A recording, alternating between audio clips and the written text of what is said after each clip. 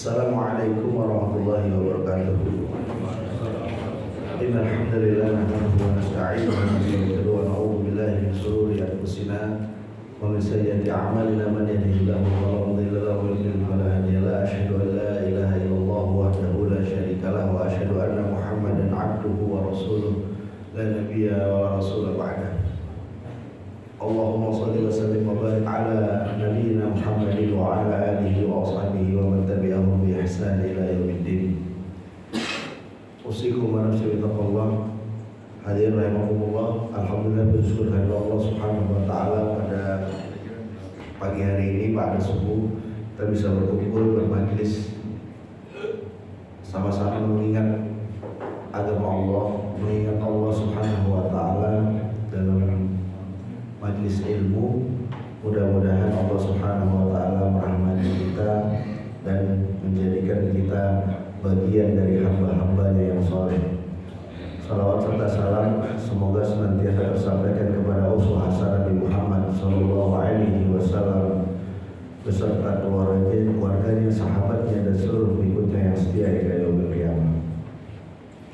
Hadirin rahimakumullah, Allah Subhanahu wa taala berfirman di dalam surat As-Sajdah ayat yang ke-22. A'udzubillahi minasyaitonir rajim. Wa man azlamu mimman dzukira bi ayati rabbih tsumma 'arada 'anha inna minal mujrimina muntaqimun. Dan siapakah yang lebih zalim daripada orang yang telah diperingatkan dengan ayat-ayat Tuhannya kemudian dia berpaling.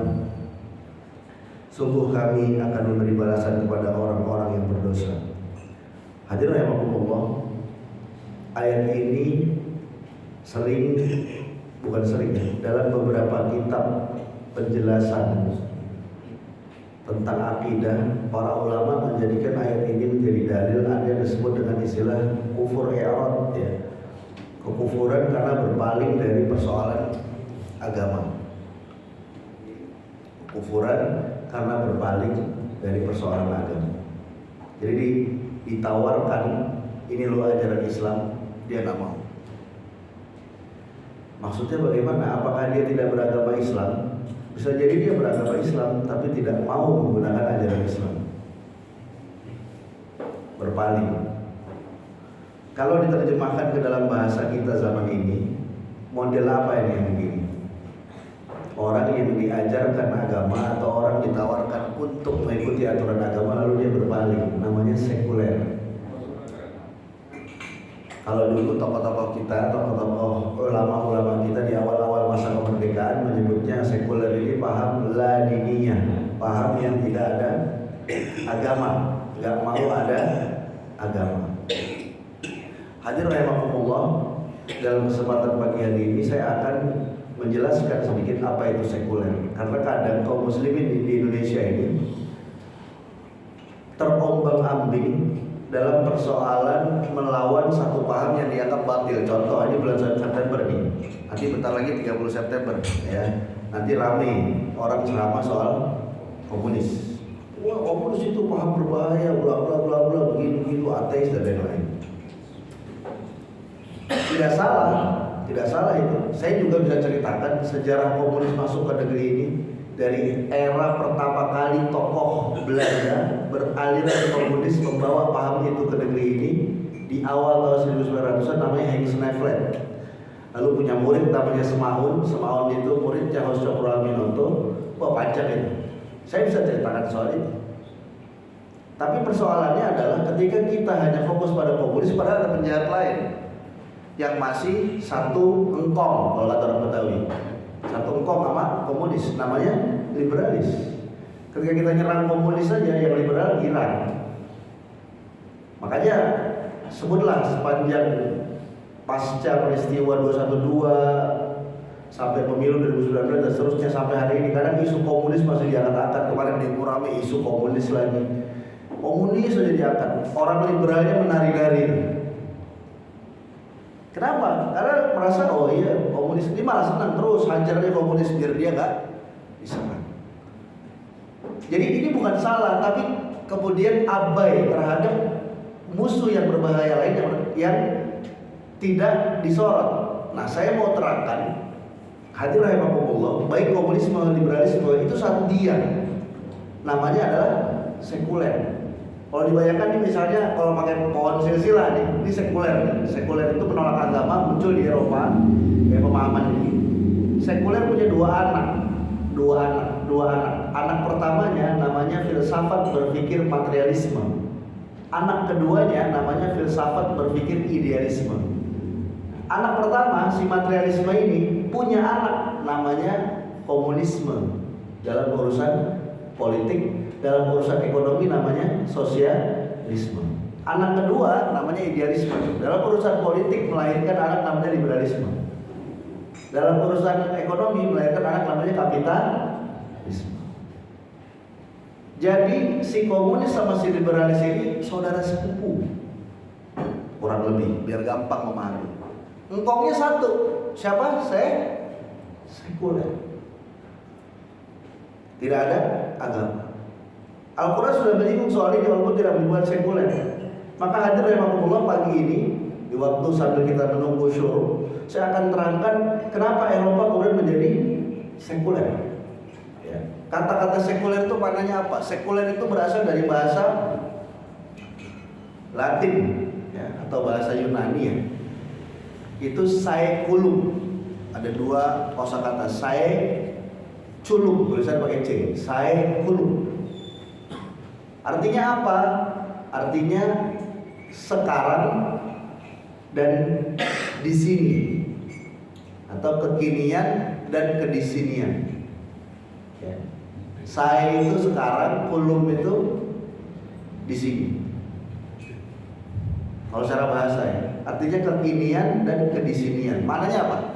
Satu paham yang hanya membicarakan dan mementingkan apa yang ada sekarang dan di sini. Di sini itu maksudnya dunia. Sekarang itu ya waktu hidup. Kalau udah mati nggak usah dipikirin. Maka di Indonesia pernah ada tokoh politik keserimpet mengatakan apa? Akhirat itu adalah ramalan, ya.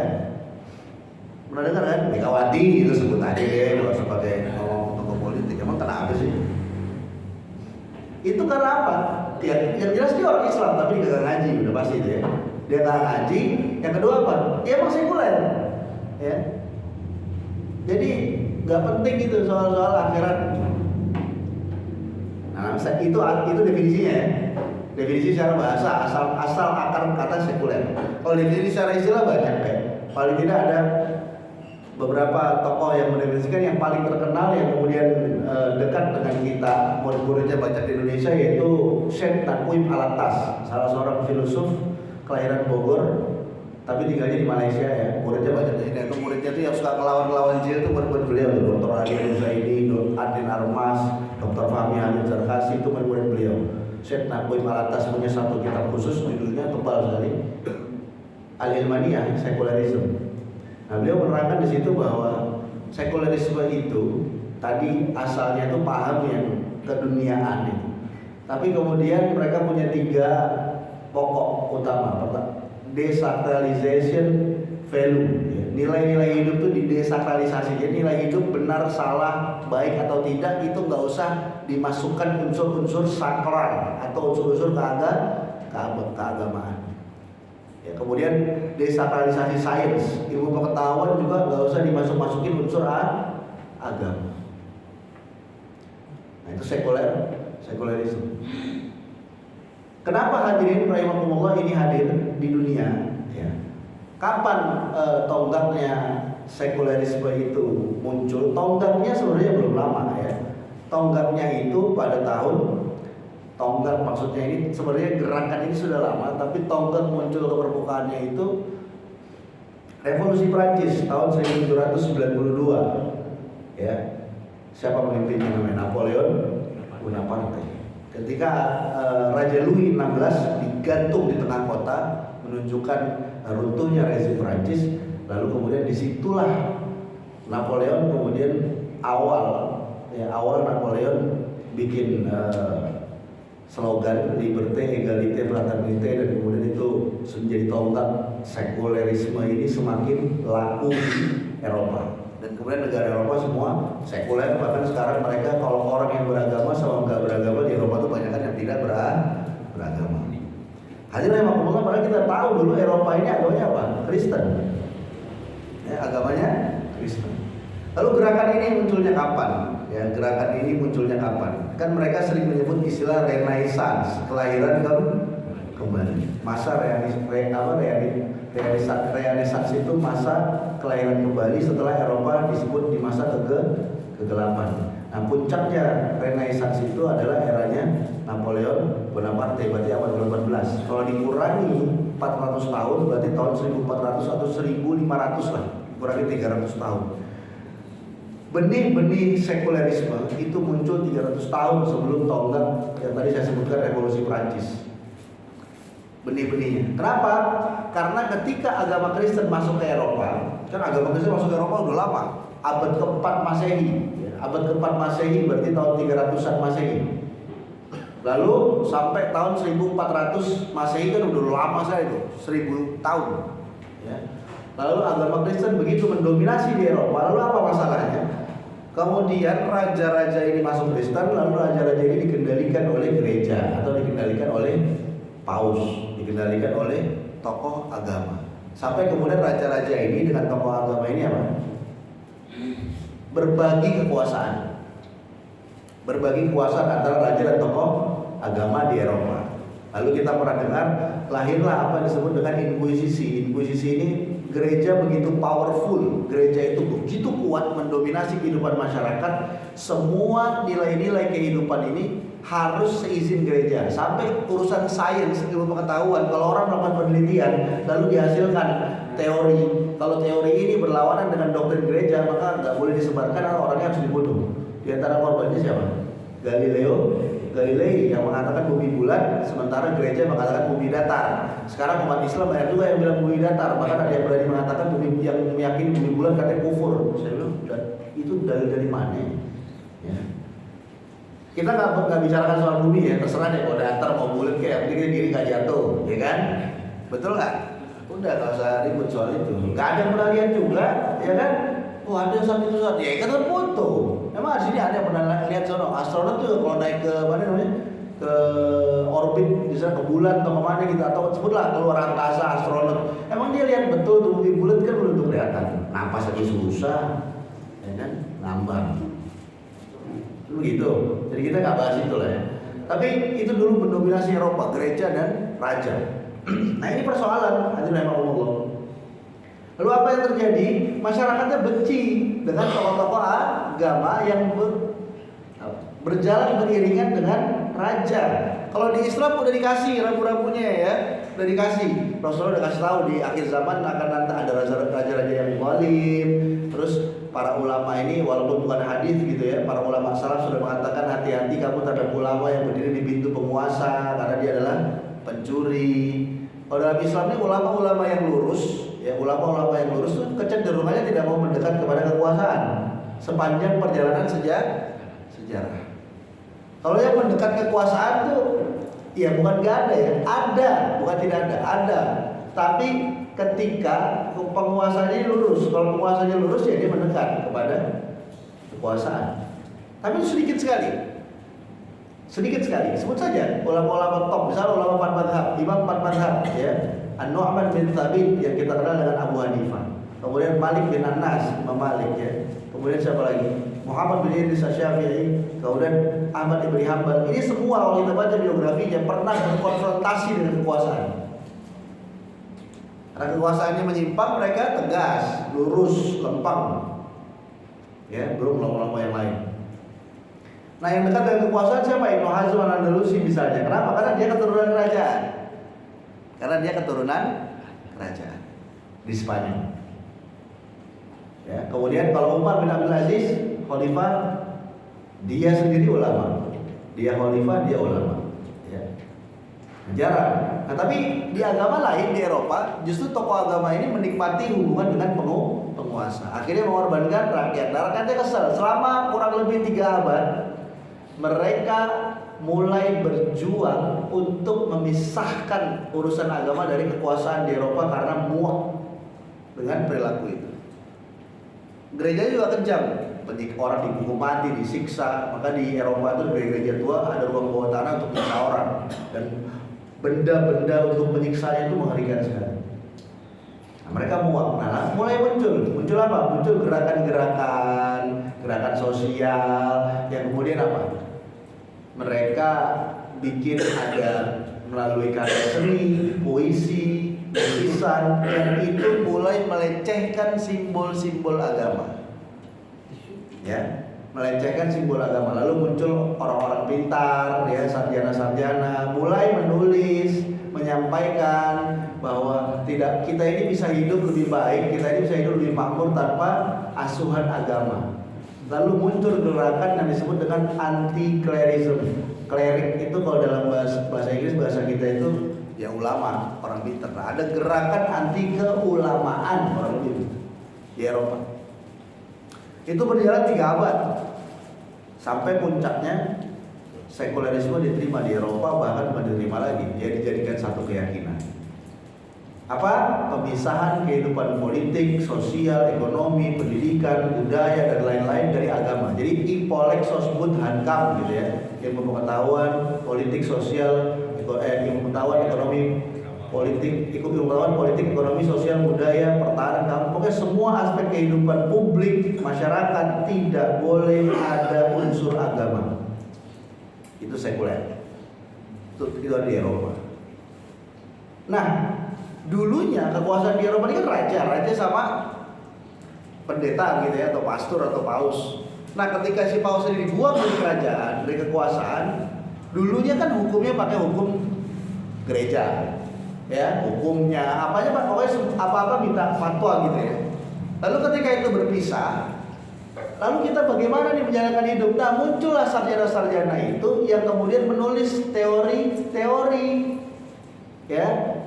Misalkan dari aliran materialisme lahir nanti Karl Marx, ya. Kemudian Hegel dan tokoh-tokohnya. Bikin apa? Dia menulis apa? Menulis ini loh, bisa di jalan kita ini begini. Prinsip hidup kita begini, lalu diterjemahkan dalam ruang politik, ruang ekonomi, jadilah sistem-sistem itu. Yang aliran lain ada John Locke misalnya, tokohnya David Hume. Ini bikin apa? Bikin aliran liberal. Tidak ada asuhan agama sama sekali, tidak ada asuhan wahyu sama sekali. Mereka tulis saja itu, lalu jadi teori, coba diterapkan di Eropa. Wah, berhasil nih, uji coba begitu ya. Coba-coba, berhasil dijalankan. Sampai puncaknya dibom lagi. Wah, ini sistem-sistem yang mereka buat ini kalau agamanya nggak disingkirkan nggak akan berjalan maju. Muncul filsafat ateisme. Maka sekarang ateis itu ramai di Eropa. Tokohnya namanya Ludwig Feuerbach, orang Jerman. Filsafat ateisme itu dikembangkan di Eropa, di Jerman. Maka orang Jerman itu paling banyak. Saya pernah ketemu orang Jerman langsung gitu, terus kita ngobrol. Dia bilang, saya tanya agamanya apa? Saya tidak beragama. Apa pentingnya agama? Buat apa itu agama kan? Malu gitu kan ya. Jadi banyak. Hadir memang Allah apa nih Ustaz, ngapain bahas-bahas ini di sekarang di momen sekarang ini? Nah, sebelum kita bicara kenapa saya bahas persoalan ini, hadir rahimahullah. Tadi saya sampaikan salah satu ayat dalam Quran, As-Sajdah ayat 22 yang menerangkan tentang orang yang berpaling dari urusan agama. Ini ayat tentang sekulerisme, salah satunya itu dalam Quran. Hadir rahimahullah, saya mau sampaikan kenapa ini saya sampaikan sekarang. Nah, bangsa ini Indonesia semenjak merdeka terjadi benturan antara kelompok nasionalis sekuler dengan tokoh-tokohnya dengan kelompok atau tokoh-tokoh Islam. Nah, ini persoalannya nih, negara kita ini jenis kelaminnya nggak jelas. Dibilang negara agama Islam nggak mau, nggak boleh, tapi dibilang negara sekuler juga nggak mau. Padahal faktanya, nah kita lihat aja. Jadi ketika Indonesia merdeka, tokoh-tokoh Islam pengen Islam jadi dasar negara sudah, karena mayoritas Muslim. Tapi ada tokoh-tokoh nasionalis sekuler yang memang asuhan Belanda. Muhammad Hatta, sekalipun nama depannya Muhammad gitu ya, sekolahnya di mana? Di Belanda. Soekarno nggak sampai ke sono, tapi dia sekolah di sekolah Belanda. Banyak lagi tokoh Syahrir juga. Semua asuhan Belanda. Soekarno orang cerdas, orang pintar, diasuh oleh Hos Cokro Aminoto, Haji Omar Said Cokro Aminoto, tokoh Islam yang dibilang raja Jawa tanpa mahkota ini. Hos Cokro Aminoto ini mah lurus, militan Islam, tapi muridnya Soekarno kan belajar yang lain-lain, baca buku-buku pikiran yang lain-lain. Nah, jadi begitu. Lalu Pancasila ini dibuat oleh Soekarno tanggal 1 Juni, bukan dibuat ya. Konsepnya disampaikan oleh Soekarno dalam pidato 1 Juni 1945, Indonesia belum menjelang Indonesia merdeka itu, di sidang BPUPKI. Dia sampaikan prinsip negara itu 4, bukan 5 awalnya. Ya.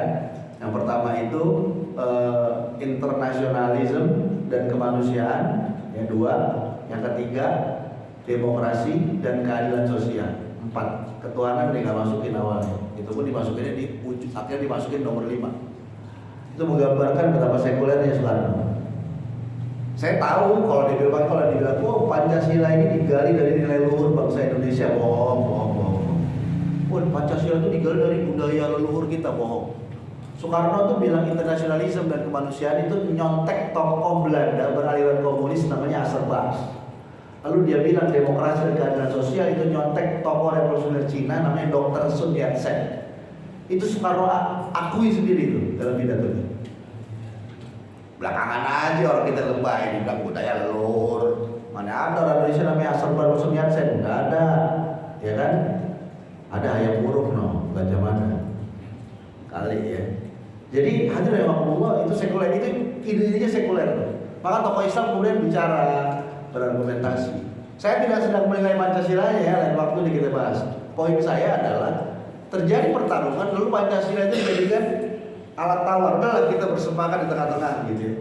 Tapi ruh utamanya adalah sekuler. Nah, itu persoalannya. Nah kalau ada 4 sila, 1 sila ketuhanan yang Maha Esa, cuma 1 yang bawa agama, betul lah. Yang 4 enggak, ada persoalan sebenarnya. Ya walaupun nanti ada jawabannya untuk mengunci agar yang 4 ini nggak jadi sekuler. Nah berangkat dari situ, Indonesia kan jadi ketularan sekuler. Tapi alhamdulillahnya orang Indonesia karena orang Islamnya banyak yang memperjuangkan negara ini ke para ulama, tokoh-tokoh sampai bentuk negara ini ditahan sedemikian rupa supaya tidak menjadi sekuler. Apa jaminannya? Dibuatlah departemen agama, dibangun kampus Islam negeri, IAIN. Agama lain nggak punya, agama Islam doang nggak punya kampus negeri. Itu kan sebenarnya jaminan oleh para ulama dibuat seperti itu supaya apa, Indonesia tidak semakin sekuler. Tapi musibahnya apa? Sekulerisasi dimulai terus dari kampus itu. Kita tahu kan orang-orang Bahlul Jil dulu munculnya di mana? Di Padahal itu dulu dibuat oleh H.M. Rashidi diantaranya, pencetusnya. Supaya apa? Indonesia ini mayoritas Muslim. Perlu ulama-ulama, kiai-kiai yang tersandar ilmunya untuk apa? Untuk melayani kebutuhan pengetahuan agama di desa-desa, di kampung-kampung, begitu maksudnya. Tujuan makanya IAIN kan di daerah-daerah ada semua kan? IAIN Sunan Kalijaga ada IAIN di sini Syarif Hidayatullah, nanti ada macam-macam di setiap daerah ada IAIN. Tujuannya apa? Memenuhi kebutuhan ulama. Tapi itu tidak terjadi. Malah nggak boleh di IAIN, suruh ceramah di Al-Hidayah kayak saya nggak boleh di IAIN. Tidak terjadi, malah di situ disekulerkan. Hadirin rahimakumullah, maka ini menjadi persoalan. Nah, tadi saya kasih contoh Indonesia kena, Eropa itu udah jelas kena, ya, parah sekulerisme. Nah sekarang pertanyaan negara kita kena. Nah ini yang ingin saya ingatkan kepada kita semua. Negara kita kena, apalagi di era medsos ini muncul orang-orang yang ngomong seenak-enaknya, pelan-pelan, ya makanya. Kita tahu yang kemarin sempat ramai kasus apa? Penistaan agama. Itu kan sebenarnya kan kasus Al-Maidah 51 jadi ramai itu kan karena urusannya ada politiknya, kan begitu kan? Jadi ramai. Kalau nggak ada politiknya mungkin nggak seramai itu. Karena itu fenomena gunung es, fenomena gunung es. Puncaknya aja kelihatan. Bawahnya tuh ini orang yang menyela-nyela agama yang nggak terkenal dan bukan politisi banyak. Capek kalau kita laporin ke polisi, tiap hari kita ke kantor polisi. Banyak. Ini apa? Gejala apa? Hadirin rahimakumullah, inilah gejala sekulerisasi total Indonesia. Tadi saya bilang ada 300 tahun sebelum Renaissance di Eropa. 300 tahun itu apa? Muncul seniman, muncul ini, muncul itu. Ngapain? Muncul penulis, politisi, ilmuwan. Mereka melawan gereja dengan cara apa? Merendahkan, mendelegitimasi martabat gereja dengan pelecehan, penghinaan dan lain-lain. Nah sekarang Indonesia mulai, ya umat Islamnya diadu domba, ya kan? Ada gerakan anti habaib, betul nggak? Dengan yang pro habaib. Al-Hidayah sih nggak usah saya terangin soal itu deh ya. Kita kan kita nggak apa namanya, tidak mengikuti tarekat alawiyah ala habaib, tapi faktanya di Indonesia ini mayoritas kan ngikutin habaib tuh, diadu domba. Ketika diadu domba akhirnya apa? Pasti salah satunya sakralitasnya hilang. Pihak yang kontra sama habaib itu kan ngenyek, betul kan? Nyela supaya apa? Sakralitas tokoh agama yang bergelar Habib ini hilang. Nanti yang pro habaib nyerang juga kiai yang tidak mendukung habaib. Akhirnya apa? Pelecehan terhadap ulama itu tersebar di ruang publik, ada di medsos-medsos kita. Akhirnya lama-lama apa? Orang menganggap itu hal yang biasa. Di sini bapak-bapak yang usianya di atas 60 tahun, kita lihat zaman dulu, ustadz itu begitu dihormati, kiai begitu dihormati. Kita nggak tahu ke depan nggak akan ada harganya lagi itu ustadz itu. Ini gejala sekularisasi, ini yang berbahaya sekali. Saya kalau lihat, media sosial serem. Wah ini, kalau kita, makanya ini pentingnya belajar sejarah ya. Kemarin kita singgung soal Palestina misalnya, sekarang kita belajar sejarah lagi. Kita lihat, dulu sekularisasi di Eropa tuh gimana. Tapi bedanya kalau di Eropa memang pihak gereja dengan raja ini bersekongkol dan memang kacau, ya, rusak. Jadi pihak gereja ini meninabobokan rakyat supaya nggak berkembang, supaya bodoh. Kalau Islam nggak punya sejarah itu. Islam ketika ulama nempel sama penguasa atau akur lah gitu, malah maju. Apalagi sosok penguasanya dia penguasa politik sekaligus ulama. Contohnya siapa? Umar bin Abdul Aziz, maju nggak maju, jaya. Nah di Barat punya pengalaman yang berbeda. Ketika agama disatukan dan kekuasaan politik rusak, makanya dia pengen maju, agamanya dibuang kata dia. Jadi kalau mau maju harus sekuler, kira-kira begitu rumusnya orang Barat. Itu mau diimpor ke negeri kita. Padahal sejarahnya berbeda, betul kan? Masyarakatnya berbeda, jangan diimpor-impor dong. Kira umat Islam kita ngomongin agama, dibilang hati-hati itu paham radikal, transnasional. Pernah dengar? Misalnya nih, misal sebut aja HTI dibubarin. HTI itu paham khilafah, itu paham transnasional dikatakan, betul kan? Pernah dengar Islam gitu? Lah sekuler juga transnasional, betul kan? Tapi dia pede-pede aja itu. Demokrasi transnasional. Emang dulu leluhur kita ngerti demokrasi? Kagak, ngomong bahasa Sanskerta, kalau dari mana demokrasi? Betul kan? Ini mulai dibentur-benturkan dengan berbagai hal. Nah, umat Islam yang terima pemilu kita harus melek ya, kita harus melek. Jadi kita lawan tadi hukumnya. Begitu kita hantam sekulerisme, mau komunis, mau liberalis, semua rontok. Intinya kita tolak setiap paham yang meminggirkan, menyampingkan atau membelakangi agama, itu kita tolak. Apapun itu modelnya. Itu bukan dari kita, itu dari Barat. Ngapain kita ikut? Nah ngomong gini gak usah dibilang, ngomong begini dibilang, nanti radikal. Enggak. Nah, dari mana dasar? Nah Pancasila itu saya bilang 4:1, 1 bicara agama, 4 itu sebenarnya asal dari pikiran sekuler. Tapi kemudian tokoh-tokoh Islam pada masa itu ketika Indonesia merdeka tidak bodoh, maka ditaruh dia nomor 1. Lalu mereka mengatakan bahwa sila-sila dari 1 sampai 5 ini saling mengikat. Maka sila kedua, ketiga, keempat, kelima tidak bisa lepas dari sila pertama. Apa? Ketuhanan yang Maha Esa. Maka kemanusiaan yang adil dan beradab itu harus kemanusiaan yang adil dan beradab berdasarkan nilai-nilai ketuhanan. Kemudian persatuan Indonesia juga harus berdasarkan nilai ketuhanan. Kerakyatan yang dipimpin musyawarah harus berdasarkan nilai ketuhanan. Keadilan sosial harus berdasarkan nilai ketuhanan. Dengan bahasa lain, sila pertama itu menyinari sila-sila yang lain. Dan itu akhirnya diakui oleh tokoh sekuler seperti Muhammad Hatta juga mengakui bahwa sila pertama itu menjadi landasan moral utama negeri ini. Dalam bahasa praktisnya, misalnya nih anggota DPR mau buat undang-undang, maka harus dipertimbangkan undang-undang ini menabrak nilai agama apa enggak. Kalau menabrak maka itu nggak boleh dibuat, karena bertentangan dengan Pancasila. Itu tokoh-tokoh Islam mengunci seperti itu sebenarnya. Tapi kan kunci mengunci soal begini nggak ditulis, nggak masuk dalam konstitusi. Itu hanya ada dalam komentar tulisan-tulisan para tokoh ini.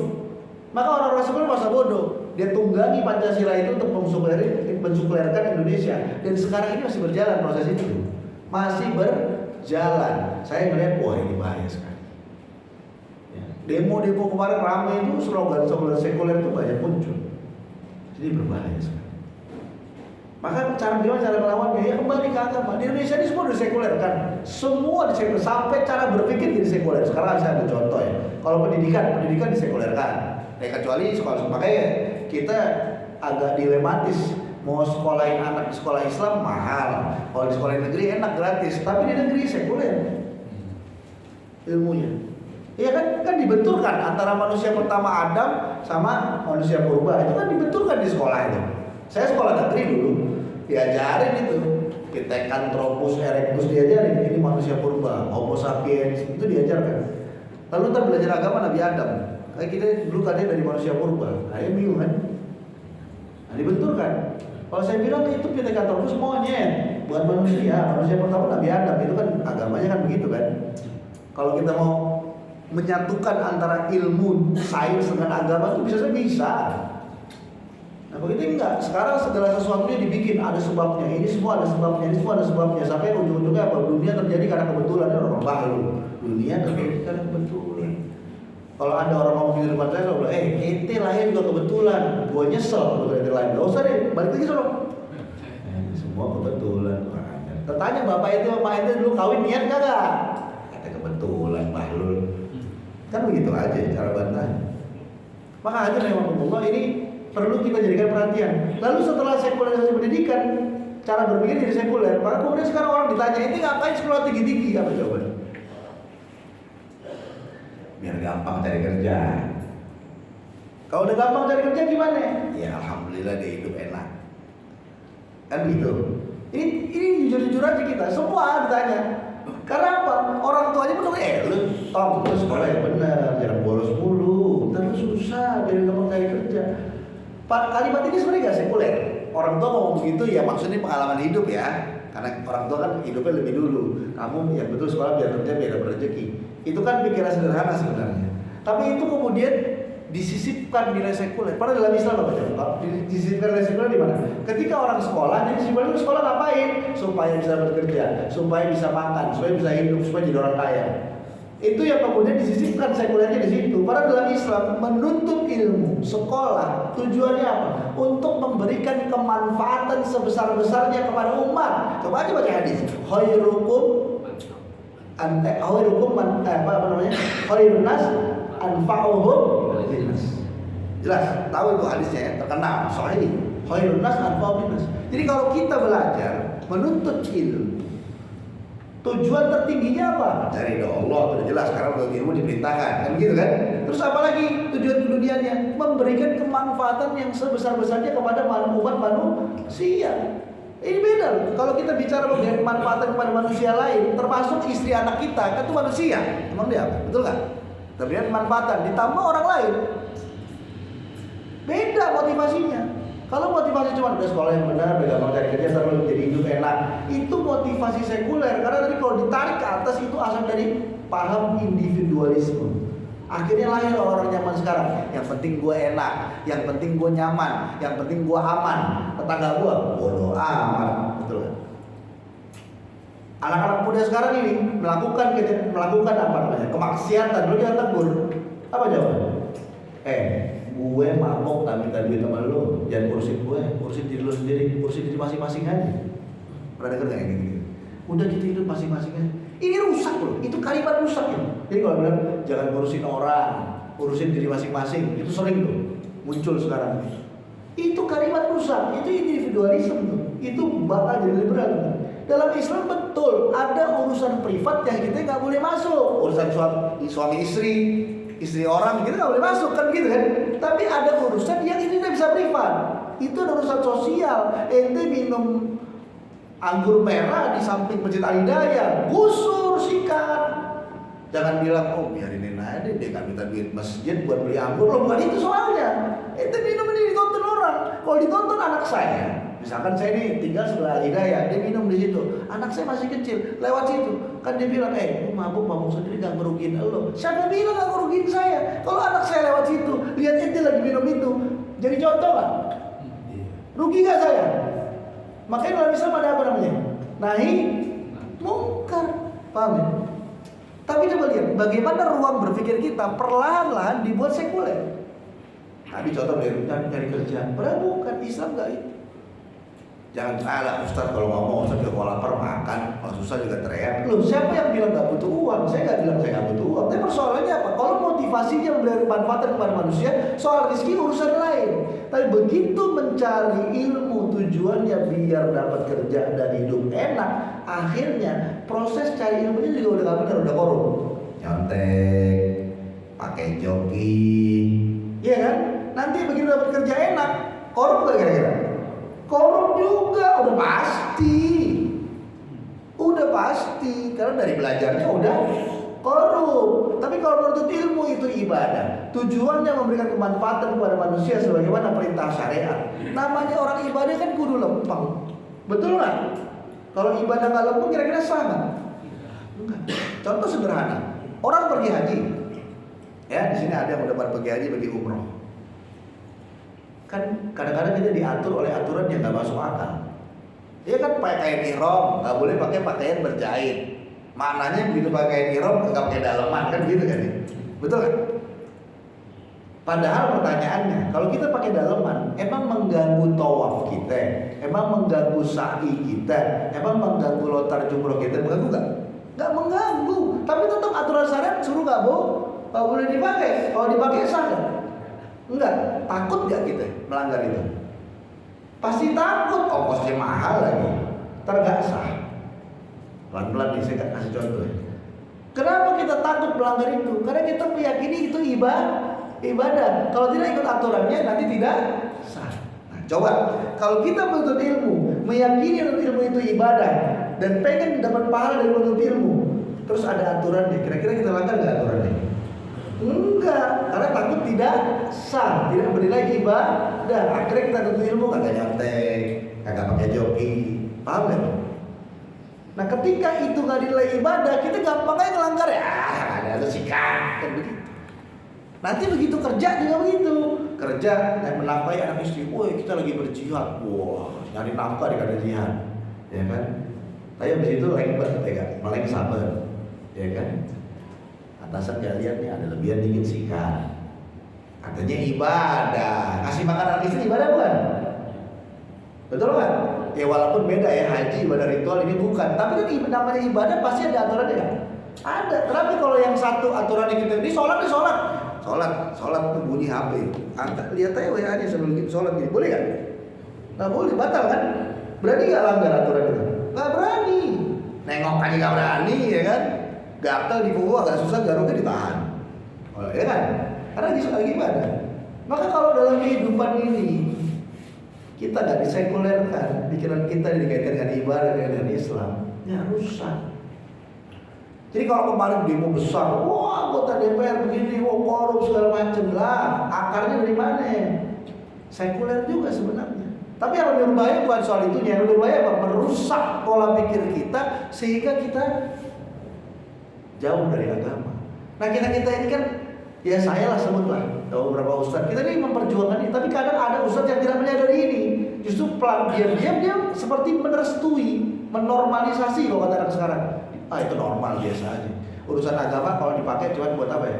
Nikah, ya kalau mau mundur dikit sunatan deh ya, sunatan, nikah, mati, pakai agama. Sisanya ya udah deh, yang penting KTP ini gak diganti itu tulisannya. Generasi kita terusnya ini bahaya kalau nggak kita jaga kan. Nah, ini dan mereka udah berani menggunakan slogan pelan-pelan mengkritik agama, mulai diperbincangkan di media sosial. Bagaimana sih kalau ateis itu? Emang kita harus beragama? Emang kalau nggak beragama nggak boleh? Nah, itu udah mulai, ya. Udah mulai saya perhatikan beberapa, wah ini bahaya. Masalahnya apa? Mungkin di sini bapak-bapak, saya nggak pernah lihat. Emang kalau bapak-bapak mungkin nggak suka ngeliat yang begitu. Kan anak muda yang dihantam. Kalau bapak-bapak sudah susah deh. Apalagi kalau ikut udah panjang-panjang, wah udah susah nih. Rasa digoyang. Nah yang digoyang siapa? Generasi penerus. Nah ini kita harus waspadai. Maka hadir oleh Rasulullah. Ya. Negeri ini, tadi saya singgung sedikit, lahir dari pertarungan dua pikiran yang sekuler maupun pikiran Islam. Akhirnya coba dicari jalan tengah. Jalan tengahnya dinamain Pancasila, begitu. Namanya jalan tengah. Berarti yang Islam punya hak di situ, punya. Yang sekuler juga punya hak. Maka sekarang yang sekuler menunggangi Pancasila, mengatakan kami Pancasila Anda tidak, kan begitu ya. Di era presiden sebelumnya ini yang paling rusak. Saya berani ngomong presiden sebelum Jokowi, presiden terbodoh sepanjang sejarah Republik, berani saya ngomong gitu, Pak goblok, ya kan? Memang kurang ilmu maksudnya. Bodoh itu kurang ilmu, itu bukan penghinaan, itu pengakuan jujur. Ya, kalau dia mau belajar ilmu harus belajar. Nah, presiden ini kan dulu dia sering memecah belah kita ini. Dia bilang saya Pancasila, kamu tidak. Nah, ini yang ngomong begitu siapa? Orang sekuler. Orang Islam dibilang tidak Pancasilais. Nah, padahal enggak. Ya. Tokoh-tokoh kita dulu justru menjadi jalan tengah ini supaya orang Islam, kalian jangan merasa tidak memiliki atau tidak punya hak untuk mengarahkan arah negeri ini supaya tidak sekuler. Kalian punya hak. Kita punya hak semuanya. Hak konstitusional melekat pada diri kita. Maka saya ngomong begini berani di depan aparat polisi pun saya berani ngomong begini. Kenapa? Saya punya hak. Ini warisan dari tokoh-tokoh saya dulu untuk menjaga negeri ini agar tidak menjadi sekuler. Ya, hadir memang ini hal yang berbahaya. Maka kita masjid ini jadi basis untuk kita menahan atau bahkan melawan arus sekularisasi yang sekarang sudah masif dijalankan oleh orang. Mari sama-sama kita saling peduli. Rubah itu, rubah cara berpikir seperti itu. Melalui apa? Melalui slogan, melalui bicara. Maka dalam Quran kan dikatakan misalnya surat As-Saff itu, A'udzubillahi minasyaitonir rajim. Yuridu itu apa punya ayat itu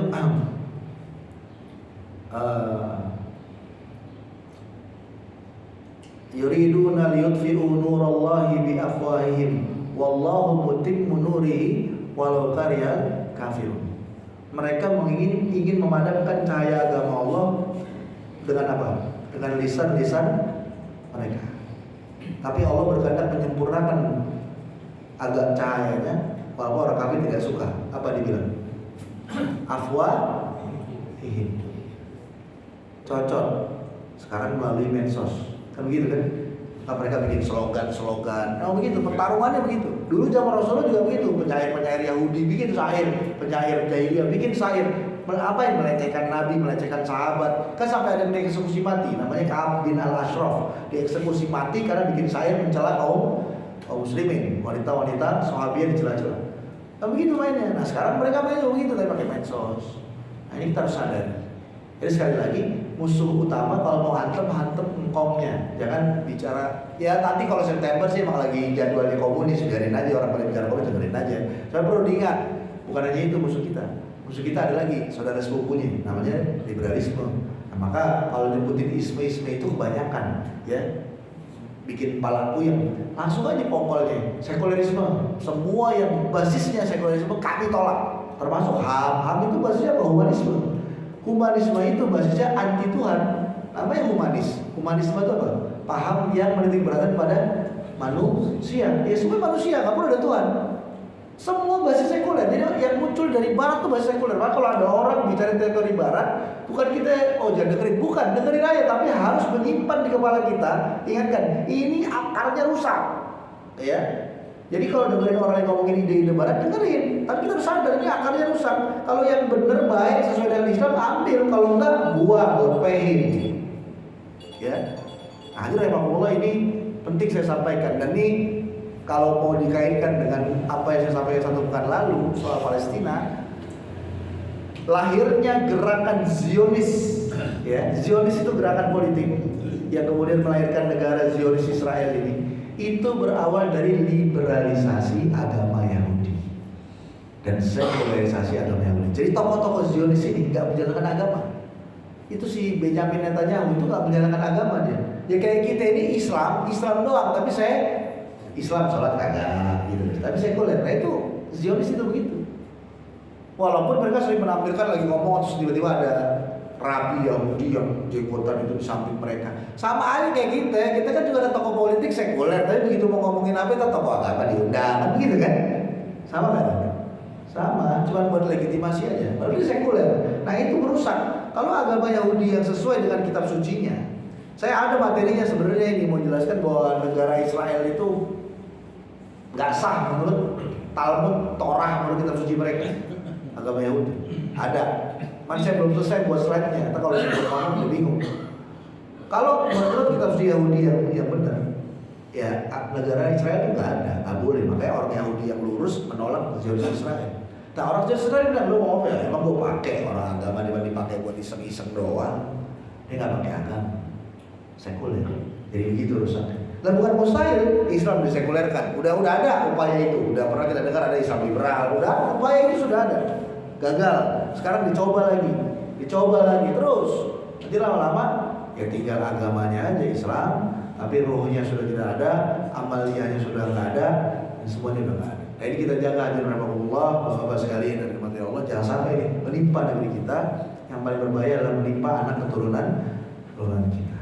Ya, jaga negeri ini agar tetap Islam menjadi hal yang menyinari, ya, bukan justru hilang dari tengah-tengah kehidupan kita. Allah a'lam bishawab. Saya kira itu bisa saya sampaikan. Kalau ada yang ingin ditanyakan, saya persilakan. Silakan. Terkait fenomena yang saat beliau seperti ada paham mungkin filosofi mereka tahu seperti Rocky Gerung itu juga mendapat suatu dukungan dari almarhum Ustaz Yahya Walaroni. Itu gimana sih? Ya. Rocky Gerung ya dapat dukungan dan namanya naik. Nah, ini pertanyaannya bagus sekali. Saya mau singgung itu tapi tadi udah di kepala saya. Kan tadi saya singgung pasca 212 sampai berujung pada pemilu tahun 2019 misalnya. Itu isu komunis diangkat. Ya, Habib Rizik Syihab sering ceramah lalu mengatakan bahwa ini PKI, Jokowi dituduh PKI, gitu kan? Jokowi dituduh PKI. Yang menari itu saya bilang, kalau PKI yang komunis yang diserang orang liberal menari. Kan tadi saya sebut begitu ya, betul nggak saya sebut begitu? Nah, contoh orang liberal yang menari siapa? Rocky Gerung. Jelas dia liberal, ya, dia jelas aliran Immanuel Kant, nggak sekuler bentok orang itu. Cuma kan dia pintar, dia pandai memainkan retorika. Kalau lagi ngobrol di depan orang Islam, dia katakan Islam. Bahkan dia pernah diundang ke Meruki. Ya, terus saya kritik tuh, Meruki ngapain sih orang bisa diundang?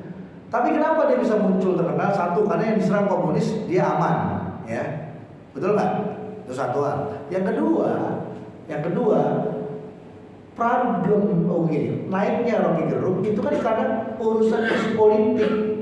Jadi umat Islam benci sama Jokowi, kebetulan Rocky Gerung juga bukan kebetulan, takdirnya dia juga benci sama Jokowi. Ketemu istilahnya apa, common enemy ya, musuh bersama. Terus sudah begitu kritik-kritik dia didengar mantep. Namanya orang udah gede banget sama Jokowi, dengar Rocky Gerung senang. Itu aja persoalannya.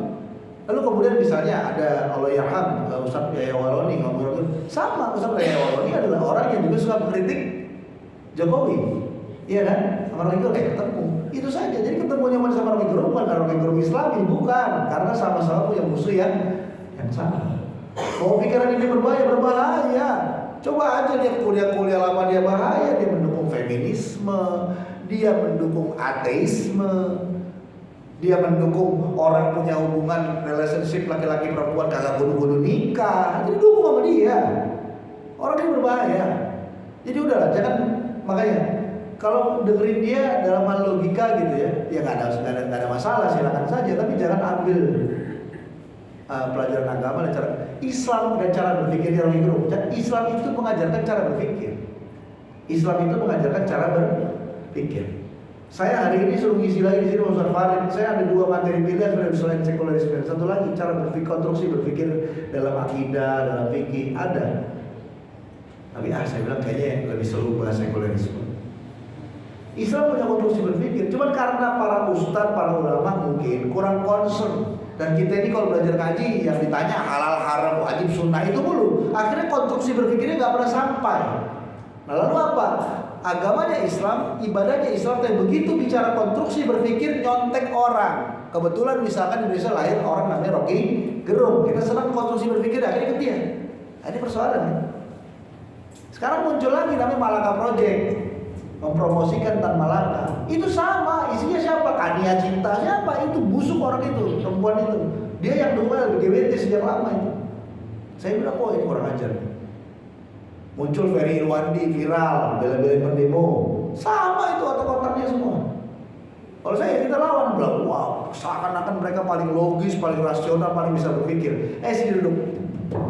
Kalau saya diajak duduk sama mereka berdebat, saya nggak takut. Duduk sini, jangan merasa pintar. Ente cuma nyontek orang bule yang nggak beragama aja. Saya pakai wahyu, pasti saya menang.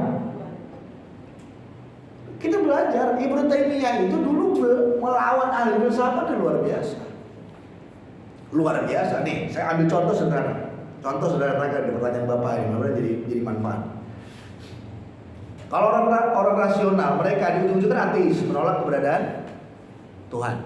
Ya. Kenapa? Karena bagi mereka segala sesuatu yang bisa diyakini itu harus bisa diindra. Sesuatu yang bisa diindra, dibuktikan, baru boleh diyakini dia ada. Ini pemahaman mereka nih. Ini namanya aliran empirisme. Kalau dalam filsafat ilmu, ya. Maka Tuhan tidak bisa diindra, tidak bisa dibuktikan dengan indra. Maka nggak layak untuk diyakini. Nah, yang layak diyakini adalah pengetahuan yang dasarnya dari indra. Ini keyakinan mereka. Ya. Terus sekarang kita bicara keberadaan Allah Subhanahu wa Ta'ala. Kan gaib, betul nggak? Tidak bisa dijangkau oleh akal. Nah, pelan-pelan ya. Pelan-pelan nih. Kalimat saya jangan dipahami baik-baik. Allah Subhanahu wa Ta'ala tidak bisa dijangkau dengan akal. Tapi Allah Subhanahu wa Ta'ala logis atau tidak? Saya jawab logis. Kenapa logis? Namanya juga Tuhan, pencipta paling maha segalanya, betul? Maka wajar makhluk yang dia ciptakan pasti tingkat kemampuannya di bawah yang menciptakan, betul kan? Ketika akal makhluk yang diciptakan tidak bisa menjangkau yang menciptakan, itu logis atau tidak? Saya kasih contoh lain. Komputer itu kan cerdas, apalagi sekarang ada AI, artificial intelligence, oke? Ada AI. Dia bisa membaca, misalkan ditanya sesuatu dia bisa menjawab. Sumbernya dari mana sih? Saya maksud AI itu dari mana sih? Itu namanya teknologi big data. AI itu dibuat, buku-buku yang ada di muka bumi ini di-scan, dimasukin ke dalam database, dibuat sistem. Jadi ketika kita tanya sesuatu hal, sistem tadi udah punya data yang begitu banyak, dia scan kata kunci. Makanya selalu ada prompt, istilahnya itu prompt. Perintahnya apa? Kasih perintah yang benar, hasilnya akan bagus. Maknanya komputer, ya sebutlah bahasa gampangnya komputer, itu pinter. Dia tahu segala hal yang memang diinput pengetahuannya kepada dia, betul kan? Contoh, cari aja di Google. Google tahu perkara yang memang sudah pernah diinput, dimasukkan ke dia, maka dia tahu, betul kan? Kalau nggak diinput tahu kan? Nggak akan bakalan tahu. Google kalau nggak diinput data tidak akan tahu. Komputer kalau tidak diinput data tidak akan tahu. Pertanyaannya, yang input data namanya siapa? Manusia. Lalu misalnya saya sebagai manusia, saya batasi input saya kepada komputer itu, maka komputer tahu yang diinput saja, yang tidak diinput tidak akan tahu. Pertanyaannya, saya manusia sama komputer hebat mana? Hebat saya, komputer saya yang kuat. Nah, logis itu ya, logis ya. Sekarang Allah Subhanahu wa Ta'ala sebagai Rabb kita tidak bisa dijangkau oleh akal kita. Itu logis atau tidak? Logis. Allah yang menciptakan kita, maka Allah kasih tahu keberadaannya sesuai dengan tingkat akal kita. Dikasih tahu segitu doang. Yang dikasih tahu, ya udah.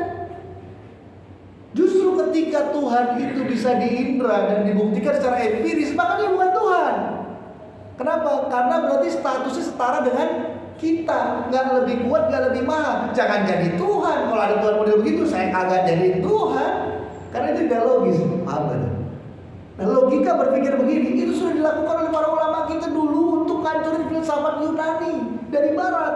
Nah, orang-orang kayak Rocky Gerung dan yang lain-lain, Malaka Project itu mewarisi Aristoteles. Saya tinggal ketawa, sorry bro, Anda mewarisi Ibnu Taimiyah, Anda mewarisi Al-Ghazali. Aristoteles mau dirontak sama Ibnu Taimiyah dan Al-Ghazali. Nah, ini kan kurang di tengah-tengah kita ngaji begini kadang. Ya, kurang. Karena bukannya ustaz-ustaz itu nggak tahu, cuman kadang emang pembahasan begini jelimet, bikin mumet. Terus kadang-kadang kita gini udah desa, udah kita yakin Allah tuh ada, udah itu Tuhan kita. Iya betul itu. Tapi begitu sekarang era keterbukaan informasi dihantam dar lama-lama jebol juga. Nah, maka perlu tuh penting belajar berarti apa? Akidah sahihah. Penting belajar akidah. Belajar akidah penting ya. Sekali lagi belajar akidah penting. Udah deh Ustaz, enggak usah di akidah rukun iman, udah kita yakin dari itu udah hafal. Bukan itunya. Ini sekarang digoyang sama mereka. Nah, gitu ya, Pak ya. Wallahu a'lam bishawab. Silakan lagi yang lain. Kalau nggak ada, saya cukupkan. Nanti kalau ada yang mau tanya sambil ngobrol kali setelah majlis, ya saya kira cukup. Kurang lebihnya saya mohon maaf. Jatuh dan doa waktu majlis. Subhanakallahumma wa bihamdika asyhadu an la ilaha illa anta astaghfiruka wa atubu ilaik. Wassalamualaikum warahmatullahi wabarakatuh.